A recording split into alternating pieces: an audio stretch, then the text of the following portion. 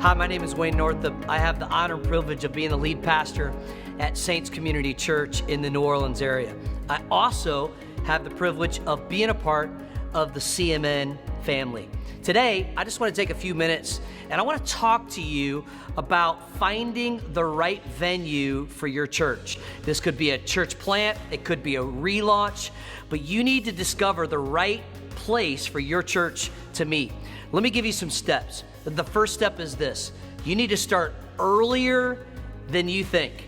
In fact, I'm going to encourage you to start approximately 7 to 9 months out from the launch date of your church. For some of you, this is going to be a really quick thing. For others of you, this is going to be a long process. So you need to start earlier than you think. Number 2, I want you to make a long list of venue options: community centers, schools, movie theaters, wedding venues.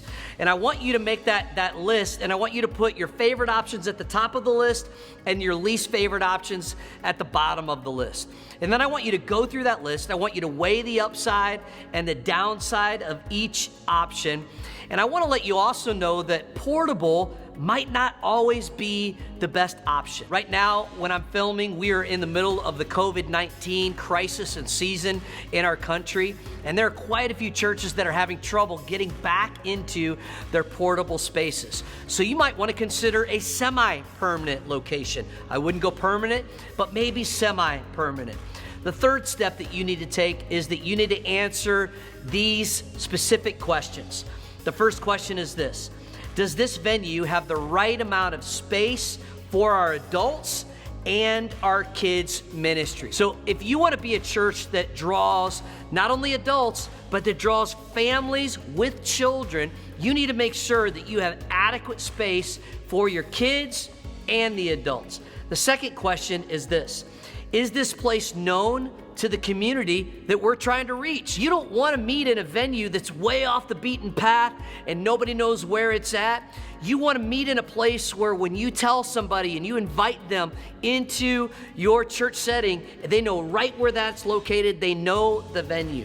The third question is this, and I can't stress how important this question is: can we afford this? Listen, you might find a great venue and they may say, you can meet here every Sunday. It's only gonna be $10,000 a week for you to do that. I'm just gonna tell you right now, that's probably not the place that you need to meet. In fact, I'm gonna encourage you to spend about 25 to 35% of your budget, no more, on your monthly allocated budget towards your facility and your venue. If you can go way under 25% for the venue, I'm gonna encourage you to go 25% under that. So the fourth question is this: does this venue give us the opportunity to grow? In other words, make sure you're thinking not just about the present, but about the future. Does this space and place give you a chance to grow as a church? And the last question is this: can I imagine meeting here? Listen, if you can't imagine leading a church, there are a lot of people that won't be able to imagine going and attending that same church venue. So I want you to close your eyes. I want you to ask yourself, can I imagine leading a church that meets in this venue? If you can imagine, so can the people that you're inviting as well. The fourth step that you need to take is you need to work through relationships. You need to not, I'm gonna beg you, don't make a cold call to that venue owner. Don't just show up at their doorstep and say, hey, can we meet in this space? You need to ask yourself, who already has a relationship with the owner of this venue, and how can I leverage that relationship? Maybe they can make a call ahead of time to get your foot in the door for that venue owner. So work through relationships. Number 5, you're approaching the owner. That's your fifth step, is approach the owner. As you approach the owner, let me give you some keys as you're going in. First of all, set up an appointment with the owner. Don't just, again, show up. Set up an appointment ahead of time, 15 minutes to 30 minutes, no longer than 30, preferably about a 15-minute appointment with that venue owner. And remember these things when you go into that appointment. First of all, what you wear is important. So do not go in a short and t-shirt to meet with somebody that actually has a suit on. On the opposite side, If they're in a shorts and t-shirt, you don't want to wear a suit.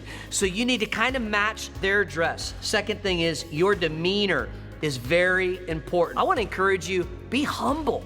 Go in humbly. Do not go in proud and overconfident and arrogant. You got to recognize that they are the gatekeepers to the vision that God has given you. So you need to walk in with humility into that appointment. The third thing is do your homework on the person and on the organization. I'm going to encourage you, Facebook stalk them, Instagram stalk them, Google them, see what comes up. Do your homework on the owner and the organization that they lead. Here's why. The other thing you're going to do is I want you to match your values to their values as much as you possibly can. So let's say you're going to meet at a high school, and you're meeting with that principal of the high school, and you saw that they actually have a core value for their education that matches one of your core values as a church. You need to sell them on that partnership of values. The next thing that you need to do is sell your love for the community. Don't go in saying we're the answer for this community. You need to sell your love for the community. You need to say, man, we want the crime rate to go down in this community. We want to see families put back together in this community. We want to see more kids graduate from high school in this community. You need to sell your love for the community. And then the last thing I'll tell you is don't bend too far on what you're willing to give up. Here's what I mean by that. I'm just saying, if they say, hey, you can meet here, but you won't have any kid space, that's probably not gonna be your meeting space. Don't just give up kid space because they said you couldn't have kid space. You're gonna need to move on if you can't have kid space. So that's your fifth step. The sixth step that you have to take as you're doing this is don't say yes to the first person that says yes to you. Weigh your options. Look at other venues. Make sure that you've got the right venue for you. And then the last thing I'll tell you is this: don't get discouraged. Listen, enjoy the journey. The only reason they're having me film this session for CMN is I probably have the worst venue story of any church planner in America. In fact, I'll tell you how bad it was. I actually got turned down by 52 different venues that said no before my 53rd venue said yes. I'm just going to encourage you, don't get discouraged if somebody says no. Enjoy the journey, because I believe that God has the right place for your church and for you to lead the church that God is going to have you lead. God bless you. Thank you so much.